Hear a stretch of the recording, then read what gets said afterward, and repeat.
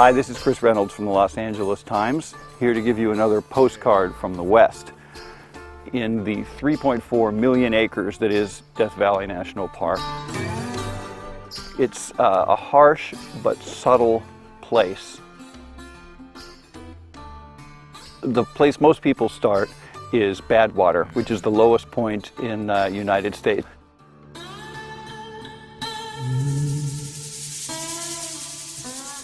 It's a popular stopping point for very good reason. You walk out onto the salt pan, the dry lake bed there, and the ground is white and crusty with all sorts of ridges.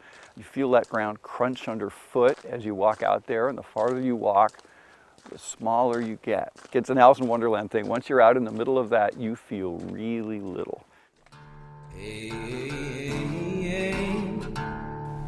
The most popular spot among tourists in the valley is probably the area around Furnace Creek. That's where the Furnace Creek Inn is, the fanciest lodging in the park. Furnace Creek is about 17 miles up the road from Badwater. It's also quite close to Zabriskie Point, which is kind of the primo elevated viewpoint in the park. If you drive a little bit farther, you can go up to Dante's View.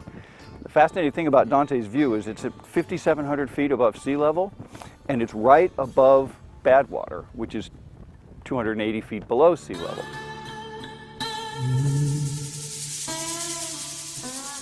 The dunes in the park have been used in many movies from Star Wars on out.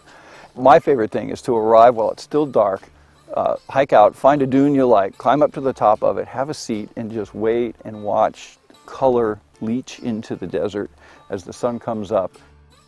It's really magical. As a native Californian, I've been to this park a few times, but something I hadn't done until this trip was going off the pavement on a couple of the dirt roads in this park.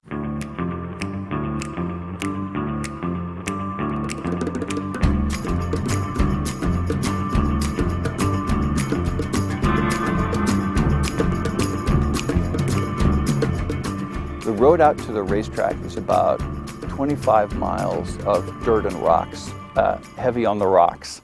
You need high clearance and tolerance for a bone-rattling ride. And eventually, at the end of it, you get to this pristine, dry lake bed with these stones on it that have been inching their way along through some combination of wind and water and ice over the years. And so you see these strange tracks that they've left behind, as if they were crawling around on their own. And it also shows the vastly different clock that Death Valley is on. We human beings come and live for 100 years if we're lucky, and those rocks inch their way back and forth across the dry lake bed, you know, for eons.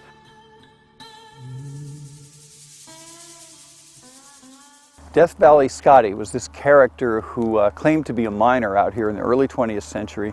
He struck up an odd friendship with an insurance magnate named Johnson, who ended up fronting a ton of money to build a castle in the middle of the desert. Tour guides will tell you the story of this strange threesome, Mr. Johnson and his wife and Death Valley Scotty, who was this raconteur who lived here throughout the year. The house is remarkable. It's a real Mediterranean marvel with imported European textiles, a number of kind of Spanish Moorish details. It's astonishing when you think of how primitive this environment was in the 1920s when that house was going up. After the Depression hit in 1929, they actually augmented their income by serving meals and renting rooms out. So through the 30s and the 40s, it was possible to rent a room at Scotty's Castle, which would have been a pretty cool thing to do.